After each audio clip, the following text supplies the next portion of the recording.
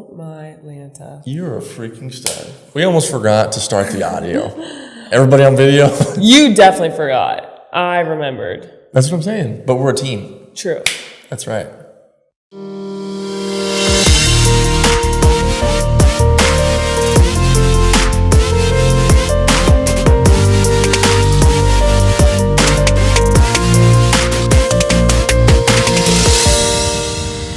Hand hug.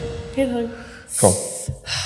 Oh, by the way, I'm super nasally right now, so I'm so sorry that I will be sniffling the entire time. I'll try and lean back, but we've got stellar microphones, so it might come up anyway.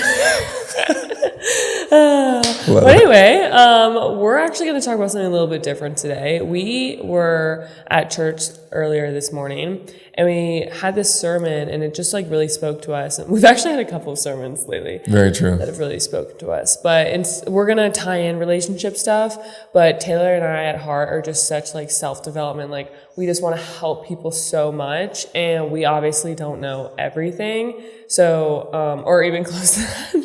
Yeah, right. We're learning as we go too. And so we're just going to kind of share like what we're learning right now, because there are some really big points that, especially when we're talking about like identity and your calling and the things that you're meant to be doing and all of that.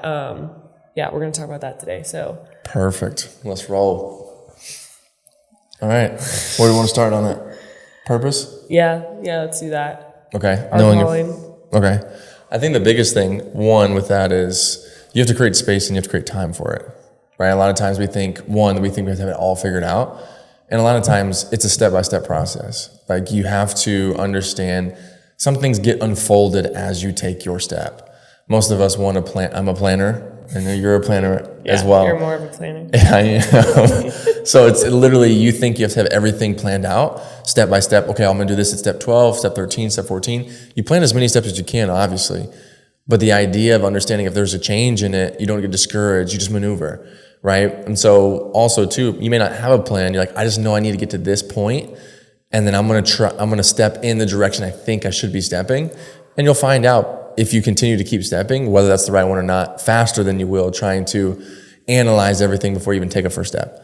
And so I think it's really important to have grace on yourself in those moments where you don't necessarily know, but at the same time, understanding, okay, it's going to require me to step out into the unknown in discovering my purpose, because I'm going to have to either try some things or I'm going to have to step out in what I know to do, but I'm a little scared to do. And so in that process of finding it, whoever that is out there that is trying to find their purpose, I think all of us are trying to find an essence or a piece of our purpose, no matter what we're doing and no matter what phase, whether we're super successful in the world's eyes or not. It's just really, we're always trying to find the next layer of that. And so we're always in a piece. But I think the big thing is to continue to take one step at a time rather than trying to take these massive things that you think you have to do. Now, if you can take a massive step and you know what it is, do it. Stop holding yourself back. We'll get into some of the stuff at that point later. But you got to take that step. Don't be afraid just to be like, oh, I'm going to make it smaller, but you really know that big step you should take. You know the step. Take it. Yeah. So don't measure it by the size of it. Just measure by the step itself. Yeah, and I think too, like purpose is such a buzzword lately. So we're constantly like, find your purpose, find your purpose. And to be honest, like your purpose is in every moment. It's in the present moment. However, that doesn't mean that your vision and your dreams aren't your calling. And like, that's why we have to be so intentional to the best that we can of this present moment, because that is what is creating the future and where we're supposed to be going and what we're supposed to be doing. And that's actually why, like, it's so important to be intentional with your time, because it can just bypass you and all of a sudden you'll be looking at your past and be like, I was not doing anything that I needed to do in order to get to the place that I needed to go. And I think the truth is that nobody really wants to talk about is that, and I'm afraid of this, I know you're afraid of this, like, there is a possibility, like a big possibility, if you don't do the things that you're called to do in the moment, that your life is going to pass you by. And you're not just going to show up at your destiny. You're not just going to show up in your dreams. You're not just going to show up with the vision that you wanted for your life. Like, it is possible for that to pass you by and for you to reach the end of your life and you be upset and you be depressed and you regret, like truly regret the time that you didn't take to do the things that you know that you needed to do, let alone the people that you weren't able to help because you weren't willing to make the step today because you were afraid. Mm-hmm. And it's okay to be afraid. That's exactly right. And I think you make a great point too with the idea. There's actually a thing we've been listening to. It's if you're not say afraid of your past, if you're trying to avoid your past or try to change, the fastest way to avoid or get rid of your past is to go after where you're trying to go, your future faster. You're going to distance yourself from your past. And that's the same thing. It's the idea of, instead of looking backwards, stay in the moment, focus on where you're going, because the only way you're going to create a future is by making the present count day after day after day after day, and that's going to create your future.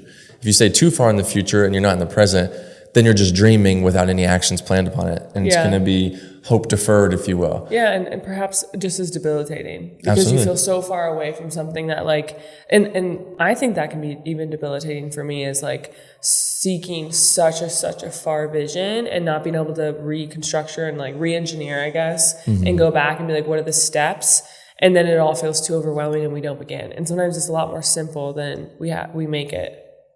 Facts. Yeah. Most things in life that are actually, because everybody says it's a lot harder than it seems, but also it's a lot easier than you realize too, right? Yeah. A lot of the big things we're trying to go after, it's harder than 1, 2, 3, 4, but it's also not as hard as we make it out to be. It's so far out. It's really just brick after brick after brick after brick.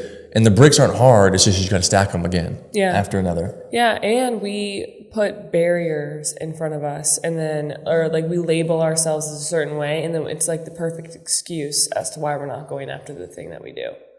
Elaborate on that. That's good. I knew you were going to say elaborate on that. It's good. I know what you're going with. What's a good example?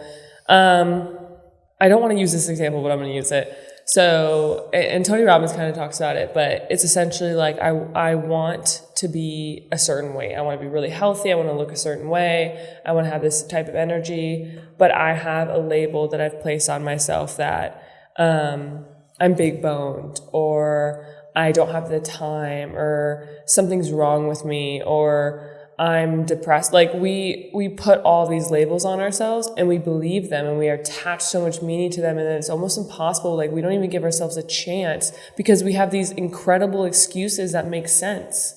It makes sense if you're in such a hard period of your life that you're not going to do these things. But it's we place all of our momentum in the broken pieces and we don't give us any other space to actually do or become the things that we want to become because we're so attached to this label. And you're not even that person anymore. Mm-hmm. But we're living in this present moment, constantly pushing with all of the things that we have from our past, and then hoping to create some new future. That'll preach. That'll preach. So if you didn't catch that, go back and catch it, because there's some valid points that honestly, if constructed in the right way, can create massive breakthrough in somebody's life, honestly. Yeah, because it's the thing that you say, and let's say it's time.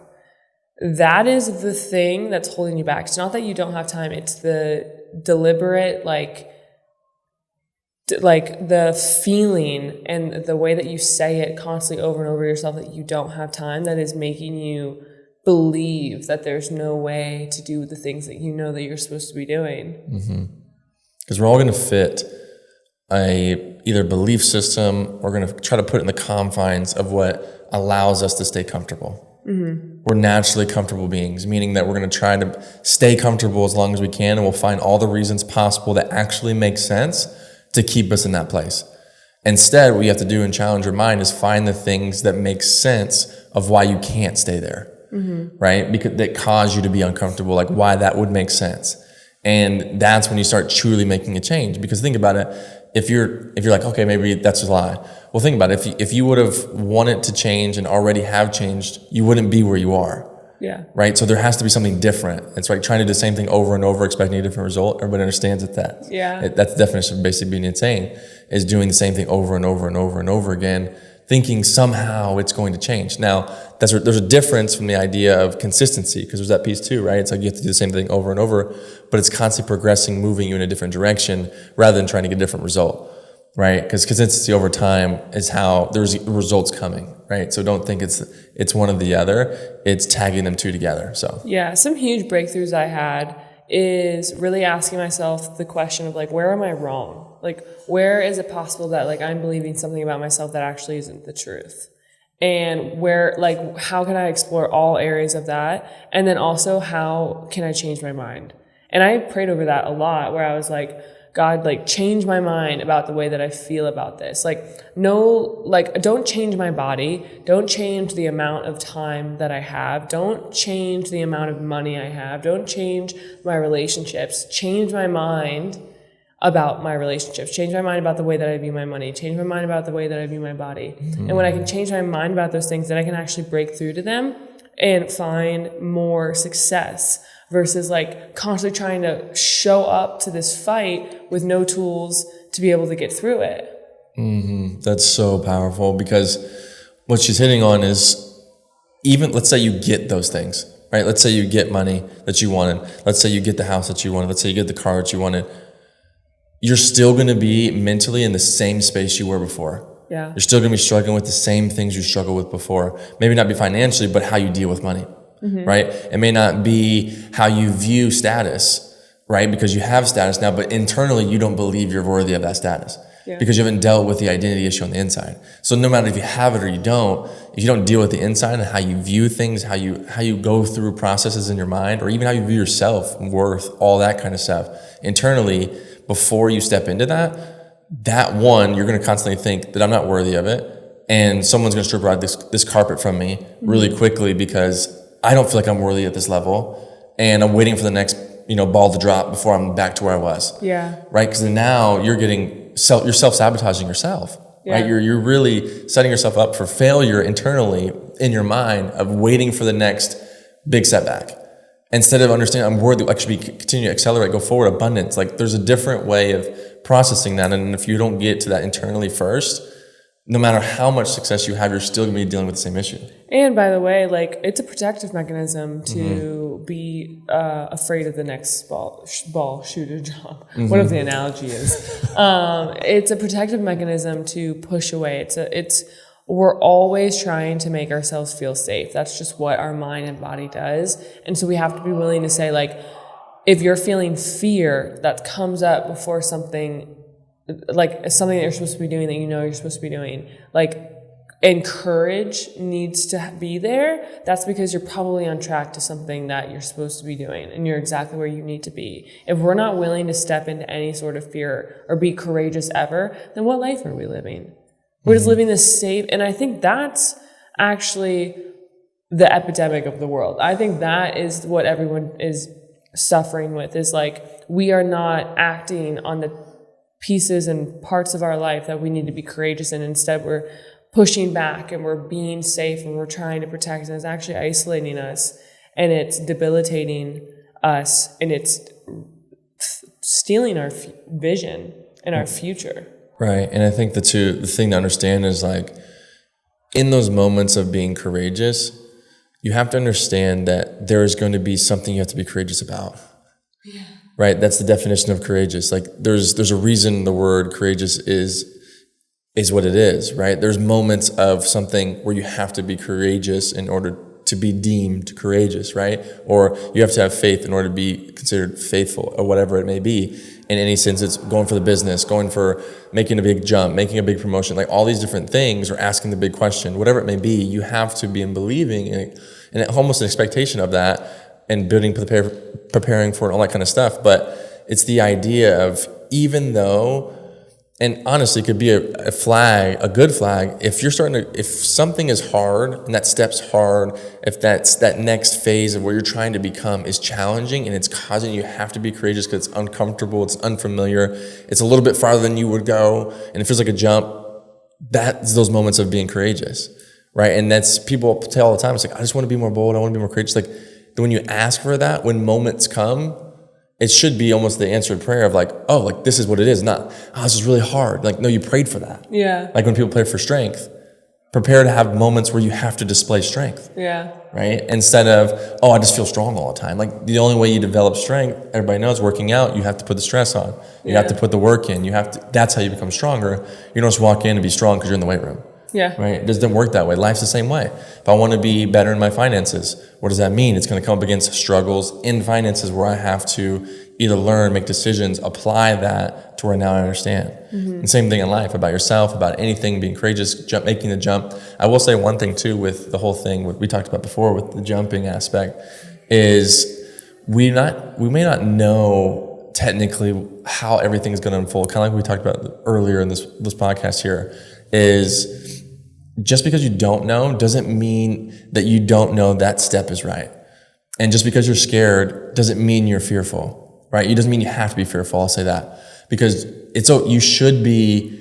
I mean, I wouldn't say you should be, but you're going to be scared no matter what. Don't think, oh, you're not worthy, or that's not for me because I have that feeling of being scared. Everybody's scared. Like, I want everyone to understand that. Like, it's because you think that everybody else is, oh, they're good at it. They're not worried. They're not scared. That just comes natural. It's not the case. And you talk to anybody that's super successful, anybody that does anything, there is that sense of scared that they view it different. They understand this is actually what I'm supposed to be doing. This is putting me in the uncomfortable. This is putting me actually in the best version of myself. It's heightening my awareness. It's allowing me to be present. It's allowing me in the moment. Now it doesn't matter. I'm not going to let those feelings take over and now put me back down and say, oh, I'm not worthy for this moment, because that's a different way, right? In those moments, those people that are excelling or exceeding in the things that may scare you, it's because they're still scared, but they're viewing it completely different. And so just understand, like, just because you are scared doesn't mean you're not doing the right thing. That may even be the little token of like, this may be the right thing. Yeah, you're on the right path. Right, yeah. Exactly. I think we were talking about this earlier too, is because it's so talked about, like, do it afraid, like, but people don't recognize that what they're feeling is fear when they get up to it. Like, when they step up to the plate, I feel like sometimes they have a ton of feelings, but they don't realize that it's actually fear and that they're afraid of losing something or confronting something or of not being loved. And so we chalk it up as like, it's a feeling that it's not meant for me anymore, or it's a feeling that I'm in the wrong direction, or it's a feeling that I'm not good enough for this. But really what the feeling is that we're not getting to the root is, I'm afraid of losing this, or I'm afraid of failing, like you were saying, or I'm actually afraid that I am as powerful as I say that I am, and I'm going to get up to this and I'm going to let everybody down. And so it's like, sometimes our protective mechanism then becomes, I'm actually not even going to step up to it, because if I do get it and I do get there, knowing that I could lose it would be worse than never having it at all. And so we don't even try, because that is our safe space then.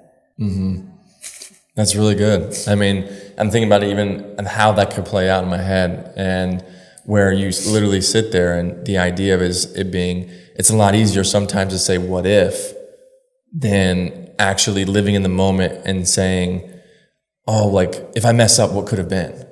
Yeah. That's harder. But the idea of understanding is now that being scared now became fear, and fear is crippling. Yeah. Right? So you just got to understand, like, yeah, it's going to be scary, but continue to keep moving forward. That's where courage comes in. You're going to be confronted with that feeling of fear, but it's not only just a feeling. You're confronting things. So you're confronting of, like, if I step in this, I may lose this person. Or I might look dumb. Right. I'll be judged. I'll judge myself. I'll lose myself. Right. Exactly. I'll lose everything I know. Right. And on honesty, in some aspects, that may be what you need. Yeah. Right? You may need to lose yourself, because what you're trying to get to is not going to require the person you are now. Yeah. It's going to require a different version of yourself. So that feeling as being scared, you're actually on point. Like, you're actually telling yourself the truth. Yeah. Of like, I'm going to lose myself. Yeah. That's kind of the point. Like, you're becoming a better version of yourself. You're becoming a newer version or a higher version of yourself. That requires a different level of thinking, requires a different level of acting, may require a different level of friends, which means you have to leave others if they're not willing to go with you. It might require being alone on a Friday and Saturday night. It might require eating dinner alone. It might require doing a lot of things alone. And I think we're living in a season of, like, really being afraid to be alone because of what the world just went through. And that is valid. Yeah. But it doesn't mean that we need to put ourselves in situations with people that aren't worthy of the vision that we're creating. Like, you're never going to become the highest version of yourself hanging out and doing all the things consistently that the lower version of you did and stood with.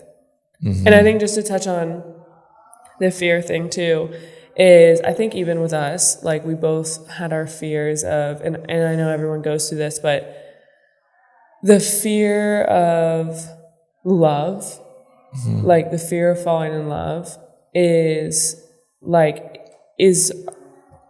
if you let the fear of loving someone and losing them, the fear of losing them after you love them, keep you from ever loving them at all. That's a great point. Yeah.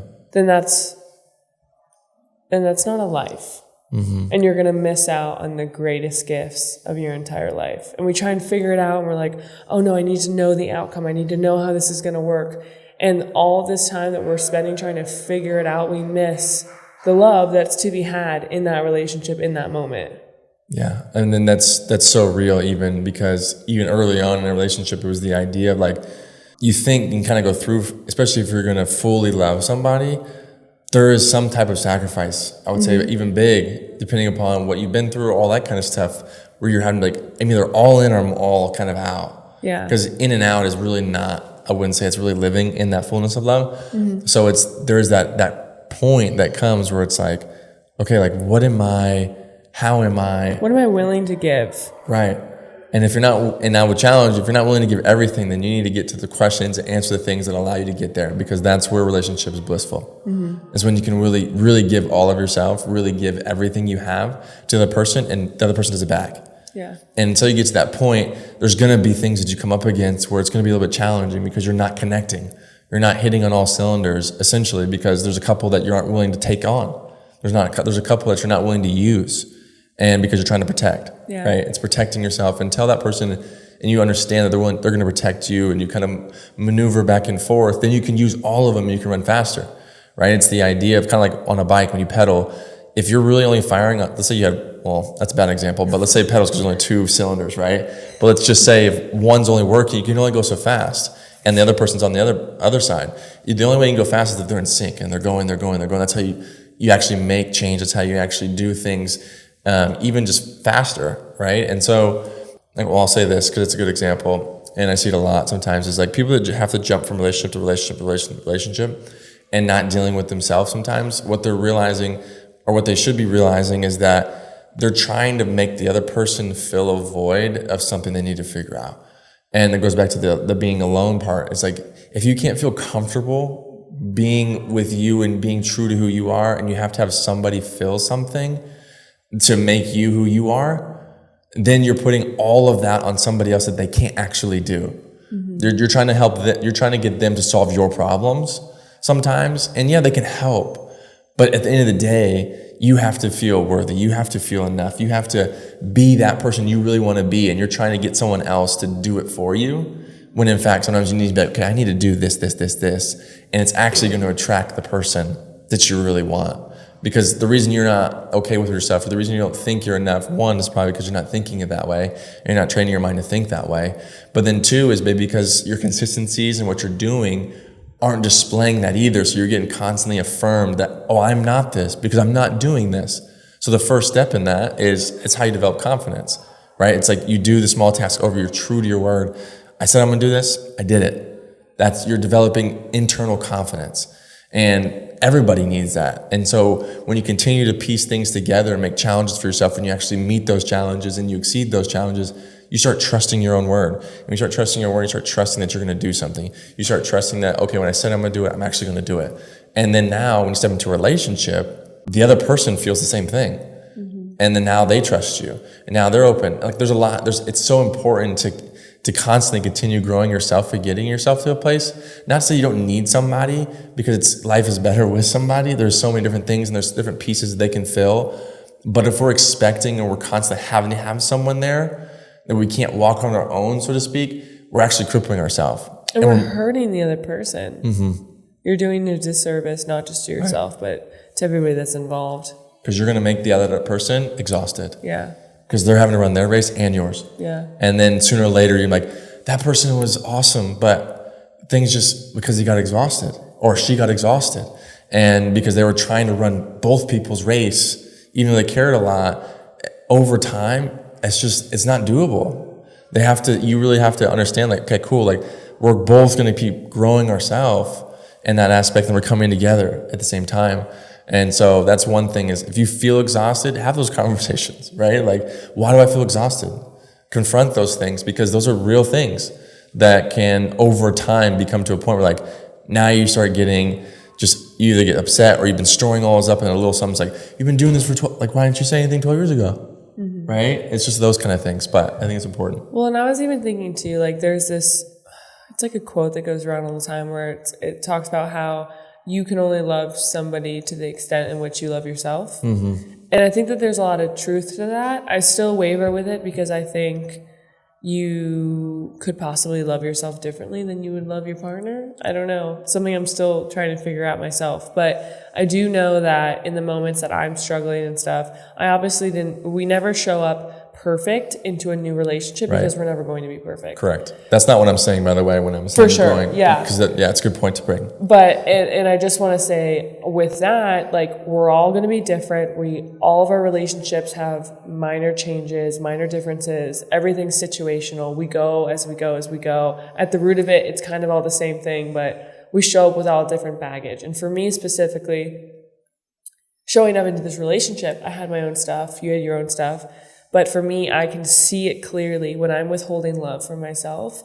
I withhold love from you. And it's not a conscious thing I do. It's something that I've noticed where I'm not able to give you the love that I know that I want to, because in that moment, I'm not giving myself that. And it's just so, like, it gave me so much clarity when I realized that, because that's how we show up in all of our relationships. And that's why that guy that you drove by in the car and he had road rage, or somebody flipped you off or whatever, they're only giving you to the extent of what they're giving themselves in that moment. Mm-hmm. And it's really important to see that clearly, because if you do get in a relationship with somebody that's not good to you, it's almost not about you.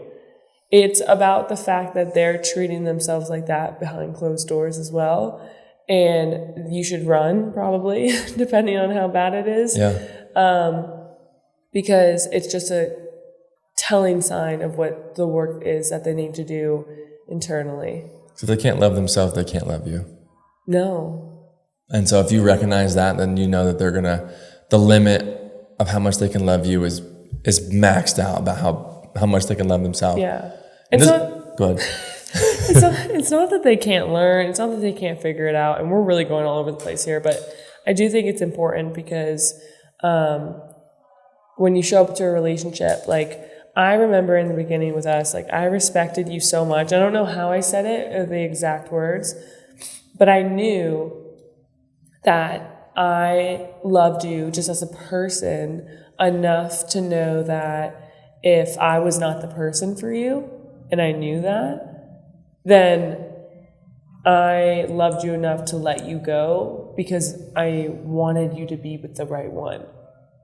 That's how much I cared about you. Mm-hmm. And that is the law of abundance, the law of detachment. It's the law of, like, trusting that God is going to place you and make it clear, but be willing to see it differently. Be willing to ask yourself the hard questions of, who am I without this person? And am I going down the wrong path? And am I ready? Because a lot of the times we're not even asking ourselves if we're ready to be in a relationship. We're just searching to see what fits. And if we're constantly not ready, and we're jumping into these relationships and these situationships with no understanding of where we are and what our foundation is, we're going to get a mirror reflection of somebody with the same wounds, and it's just going to be even worse. Right. Because now there's two of you doing it. Yeah. Not just one. Yeah. And it's going to get to that point a lot quicker and probably a lot harsher. Yeah. For sure. In the sermon today, they were talking about how we're constantly looking through our physical eyes, and, like, we're not truly looking through the spiritual eyes. And an example that I have is, I'm talking a lot about my weight today, but an example that I have is I'm constantly looking at myself through the physical. I'm not looking at myself through the spiritual. Sorry, so my bad. As I'm talking about eyes. It's really hitting home. these things on. Put the spiritual ones on, huh? Take a second. But anyways, so I'm constantly looking at myself through the physical. I'm like, is this good enough? All of the stuff that all people go through. And it is just a prime example of, like, how can I change this up so that I'm looking through the spiritual? How am I acknowledging my character? How am I looking at my soul? How am I looking at my smile and the way that I'm giving off energy? Like, what are all of these, like, pieces about me that are contagious and positive and happy and holy? And how can I view those things when I look in the mirror versus viewing this tone of my skin or the texture or the way my hair looks or my weight, like all of those things that I know everyone goes through? How can I really shift that? And so that's something that I've been kind of working on and working through. But we look at everything through the physical. We look at our vision through the physical. We look at our dreams. We look at our next step typically through the physical. And if we could switch that over to the spiritual eyes through a spiritual lens, we could actually lift the veil and stop seeing all of the worldly things and all of a sudden push ourselves forward, because it's no longer this clear, like, I have to know every single step. It's just a clarity and understanding that I'm going to move through this and I'm going to have a faith going through. I think it's important too, especially as you start unfolding in dreams and going off to the next levels and stuff like that. A lot of times it's going to require that. Like, because a lot of it sometimes, especially the moment you have to jump, you have to go for it, it doesn't make sense. Yeah. Logistically, it doesn't add up, but intuitively, internally, like, this is the right one, but I can't see how this makes sense. I don't know how it makes sense, but I know this is the step I should take. I know this is the relationship I should get into. I know that I should invest this, right? Or whatever it may be, even though we're not sure, we internally know we're sure. And so to trust that and to jump into that, it's the switch. It's like, I'm going from the physical. I physically can see that it feels like it's impossible. It physically feels like I can't do it. Physically feels like I don't know what I'm doing. And to flip the switch to basically the spiritual eyes, the spiritual way of viewing it and saying, okay, like, creating that of, I'm just going to jump because I know, and internally I know I'm going to figure it out. I know I'm going to get it, but I have to take this because if I wait till I figure it out, one, you probably may never figure it out until you actually step into it. It's like, I always want to run a business. Well, if you never start one, you're never going to figure it out. You may try to, like, I'm going to read a bunch of books about it. Like, that's not how it actually works, right? So there's just different aspects of that. Or I'm going to have a perfect relationship. Well, you're probably not going to have a perfect relationship until you're actually in one. Right? You can have all the right things to say, all the right things to do, but until you actually start dealing with those things actually in life, it's not always a textbook definition. Sometimes there's different variances of that. And so it's that idea of, okay, step into it. Step into your calling, step into who you are, step into whatever it may be is so important. And a lot of times that is that switch of going from what seems logistical and what I can put on paper, what I can put in numbers, what I can actually comprehend. Sometimes that spiritual idea is like, I can't comprehend it, but I just feel like it's right. And it's that trust of, like, okay, it's time to step into courage. It's time to step into faith. Let's go for it. I know this is the right thing to do. I intuitively know, let's do it. And we'll figure out how to do it after. And committing to doing it is the first piece, I think. Yeah. And I think too, a lot of times people are like, what is my calling? What is my purpose? Like, what does that even look like? And usually it's the very thing that you're thinking about in that moment that you think is too hard to achieve, or may even not be a part of this identity or label that you've placed on yourself all of your life. But, like, God doesn't just, like, place visions on your heart for no reason. The thing that you're thinking about over and over and over again is truly the thing that you should be doing. And even I have that, and you have that. Yeah, and, like, it doesn't mean that tomorrow I'm going to write a New York Times bestseller and stand on stage and do all of these things, but I can take steps every day and I can work towards it every day. And I think Ed has this quote, somebody has this quote, but it's like, we always hear it's about the journey, but it's about who you become along the way of reaching that goal. It's not the goal. It's all the things that you do before it that actually matter and make your life fulfilling. Right. Because at the end of the day, honestly, once you reach it, the only way you'll be able to maintain it is to be the person to maintain it. Yeah. And so you got to become that person. Exactly. Tried and true. Because if I got on stage tomorrow or I had that book tomorrow, I would not be the person that I know that I need to be, but I will be her. So every single day I'm going to show up and I'm going to fight to be her and have courage to do it. Mm-hmm. Facts. And that's so important. And I think too, go ahead, were you going to say something? I was just going to say, and it doesn't mean it's like this hoorah, every day I'm motivated, every day I'm going to just like work so hard, it's going to be perfect, and it's going to look like a movie, and I'm going to be running down the street in a gray sweatsuit like Rocky, which I would love to do though. I would love to do that.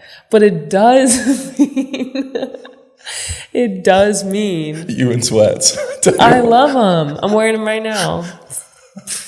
Gosh. COVID did something to me, I think. That and like really soft slacks. Okay, we're getting off topic.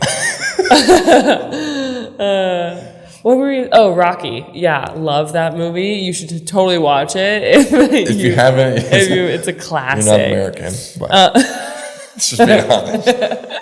I think one thing I was going to say before you finish that, that's a great point too, is kind of goes hand in hand with that, is the aspect of, there is, going back to another thing I heard from this podcast. It's not even a podcast. It's kind of like, I don't know, what would you call that? That motivation deal from TD Jakes. Oh, Spotify. What is it, like I don't know if it's a podcast or what, but it's on like Spotify. It's like a playlist with a bunch go. of like clips of him. Perfect. And so one of the things he says is essentially outrun us. And the idea he kind of puts behind it, and kind of goes hand in hand with what you just said, is in pursuing your calling and pursuing your purpose and stepping and jumping, a lot of times you're jumping from what is familiar and what either your parents or your familiar surroundings have shown you and have been.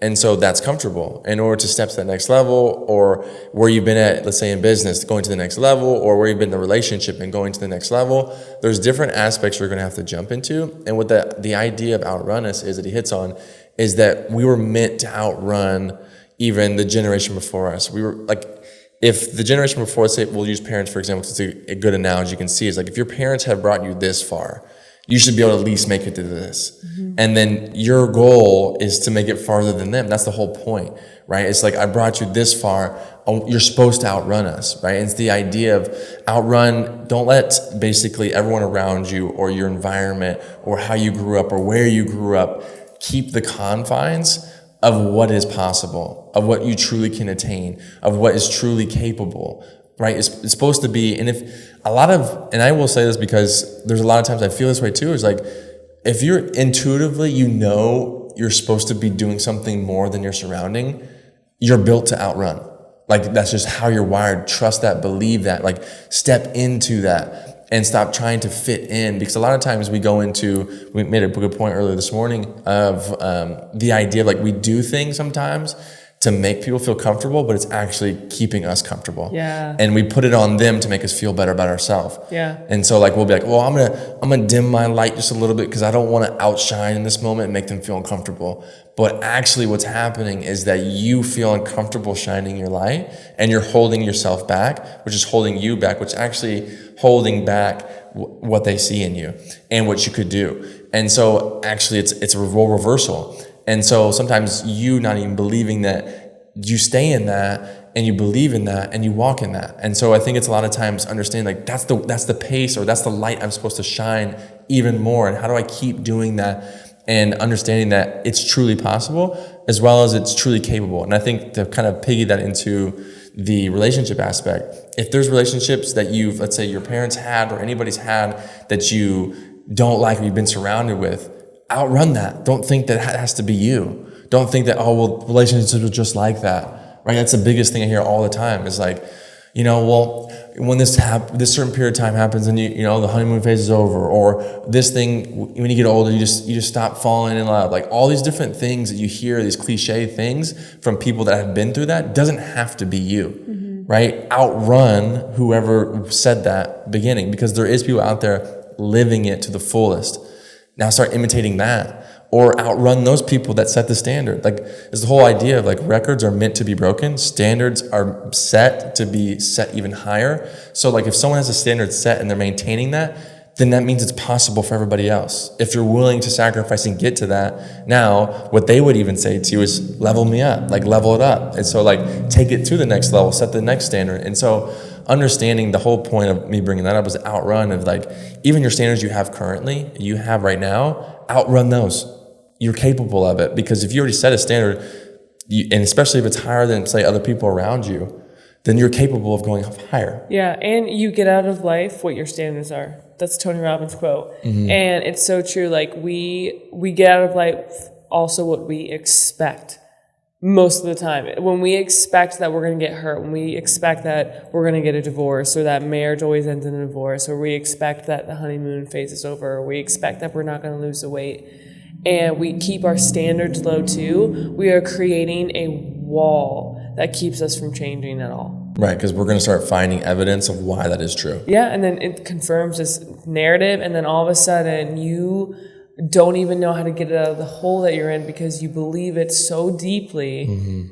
And we only say this too because we've been there. Right, no, absolutely. All of this in general. The only reason we even learned some of it is because we had to go through it ourselves. Yeah, we just don't want you to go through it. There's always an easier way, and there should be. And you don't, and this can be a whole other podcast, but you don't have, like, there's a lot of preaching about there's so much goodness found in the dark, and that's absolutely true. However, you don't have to push yourself down into darkness in order to find light. Like, you can just be the light, and you can just choose. And the simplicity of it is actually probably the most annoying part of it all. But you have a choice every single day, and you're always one choice and thought and decision away from a completely different life. And we get caught up because we're like, oh, well, I was depressed yesterday. Or I was so upset 40 minutes ago when I was in the car and some guy cut me off. And we almost get like ashamed by it, and we think we have to keep feeling that way because we were just feeling it. But emotions only last so long, and you can just step forward. Right. And I think a lot of times too it's the idea of emotions are emotions sometimes, right? I get scared. Oh, like, does that mean I'm always scared? No, but it's an emotion. Yeah. And it's like kind of like a radar going off. And if we let those emotions lead the way we live, then we're going to live a life of up and down, right? So it's understanding your truth, understanding who you are, understanding what you're going or where you're going, and aligning those emotions. Because a lot of times if we make a decision, emotions have to follow. But if we start leading with emotion, sometimes our decisions can waver, which causes us to lose confidence in what we're doing, what we say we're going to do, because that's how it is. Oh, I feel like I should have done this. Sometimes understanding, okay, make a decision, the feeling's going to follow. But that's a whole other topic, like I said. We've kind of hit on a lot of different points about things that we're learning, which I think is sometimes good to mix it up a little bit. That's kind of what we want to do today, is because we'll probably hit back to what we're doing with relationships and stuff like that before. But the idea of kind of interjecting sometimes of like, we understand everybody's going through life, and maybe you're not in a relationship, or maybe even if in a relationship, you're both trying to figure out life, right? You're both trying to figure out how to do this thing effectively. So are we. Yeah. Right? And so that's the idea of like, we want to do it together. We want to grow it together. We want to instill things that even we've learned or we're learning currently and stuff like that. So I hope you're able to follow and track some of this and some aspects. But I think was there anything else you want to hit on? I think I'm good. Perfect. I'm good, baby. Love it. Well, hope you guys liked this one today. Let us know if you did. Yeah. If you didn't, we can get you back on what we're doing anyway. So yeah. If you didn't, please don't leave something mean. Or do it. I don't know. She doesn't like reading the ones, so don't do it. I can handle the constructive criticism. As long as it's constructive. Just don't tell me that you hate my sweatshirt. Because Taylor does. That's not true. We should cut it right before that.